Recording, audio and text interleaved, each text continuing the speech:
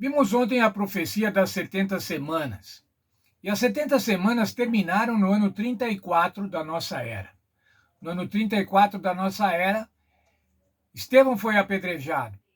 E lembra-se, há 490 anos, as 70 semanas eram para o povo de Deus, para o povo hebreu. Era designado para o povo hebreu aquele período. No ano 74, quando Estevão foi apedrejado, ficou selada a oposição do povo hebreu a Jesus, ao cristianismo. Cessou, e agora então ia começar um outro período. Lembram agora 490 anos dos 2.300 anos, então agora tinha mais 1.810 anos.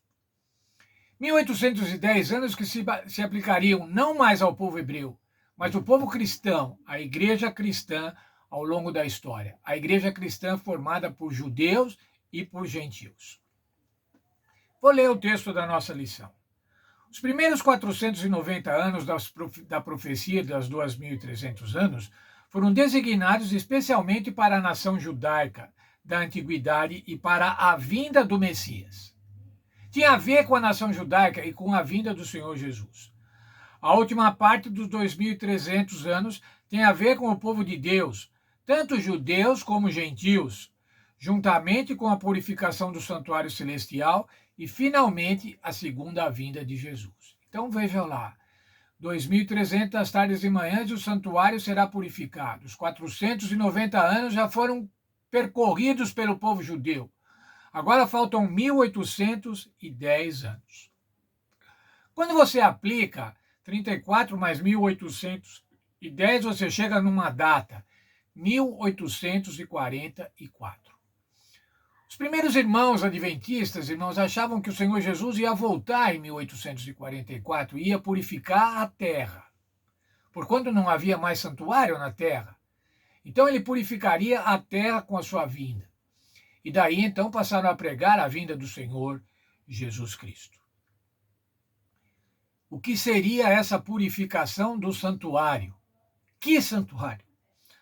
À luz da purificação do santuário ou da restauração da verdade sobre o santuário e o juízo celestial do tempo do fim, Apocalipse 4, 6 e 7, Deus faz seu último apelo a toda a humanidade para que respondam ao seu amor, aceitem a sua graça e vivam de forma obediente.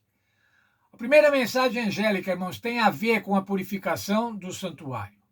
O juízo celestial do tempo do fim. Vamos voltar agora à história do povo hebreu, irmãos, o dia da expiação. O que era o dia da expiação? Era a purificação anual do tabernáculo. O tabernáculo precisava ser ritualmente purificado a cada ano. Veja só, Levítico 16, 16. Assim fará expiação pelo Santíssimo no lugar por causa das impurezas dos filhos de Israel. O lugar santíssimo do santuário, o lugar onde estava a arca com a lei de Deus, aonde o Senhor Deus se apresentava sobre o propiciatório. Esse ambiente precisava ser purificado a cada ano. Por quê, irmãos? Porque os pecados eram depositados no santuário. Eram figuradamente depositados no santuário. O povo vinha, confessava os pecados, e o pecado do povo ia poluindo o santuário. E havia então esse ritual de purificação no dia da expiação. Veja ainda um texto da nossa lição. Por causa dos pecados e das iniquidades do povo, o santuário tinha que ser purificado, o que só acontecia por meio do sangue de animais. Isso também acontece conosco. Precisamos de um Salvador, cuja vida é simbolizada pelos animais mortos no dia da expiação, como o único modo de sermos absolvidos do juízo. Qual é o Salvador, irmãos? O único Salvador que pode nos absolver no dia do juízo? O Senhor Jesus Cristo.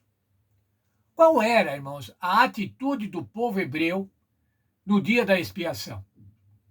Levítico 23, 26 a 29. Lá diz assim, eles deviam afligir as almas. Era um tempo santo. era um tempo de humilhação e de confissão.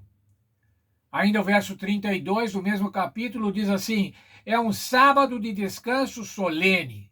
Era um feriado espiritual, um feriado religioso. Tinha a ver com o juízo, tinha a ver com a necessidade de perdão, tinha a ver com a confissão dos pecados e com a humilhação, o reconhecimento, o arrependimento dos pecados. E isso era feito através do sangue de animais. Mas para conosco, irmãos, um sacrifício superior. Aquele sacrifício que fez cessar o sacrifício. Quando Jesus morreu, irmãos, o véu do tabernáculo se rasgou, o véu do templo se rasgou. E daí não mais foram feitos sacrifícios, porque os sacrifícios de animais prefiguravam o sacrifício do Senhor nosso Deus. Veja ainda mais um texto da nossa lição. Afligireis as vossas almas. Era isso que o povo hebreu deveria fazer no dia da expiação.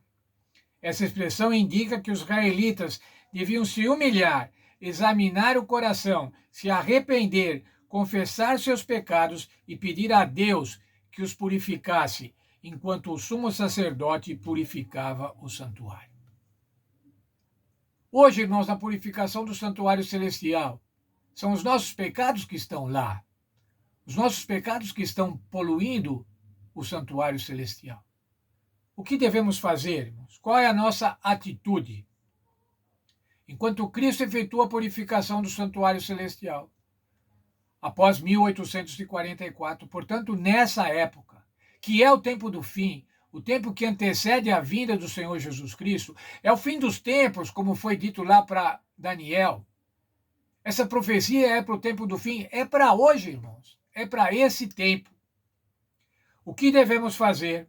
Devemos nos humilhar, examinar o coração, se arrepender, confessar os pecados e pedir a Deus que os purificasse, enquanto nos purificasse, nos livrasse, absolvesse dos nossos pecados. Essa deve ser a nossa atitude, irmãos. Uma atitude de humilhação diante de Deus, de humildade diante de Deus, de reconhecimento que só podemos ser salvos através do Senhor Jesus Cristo, o nosso sumo sacerdote, aquele que está fazendo hoje, no céu, a purificação do santuário celestial.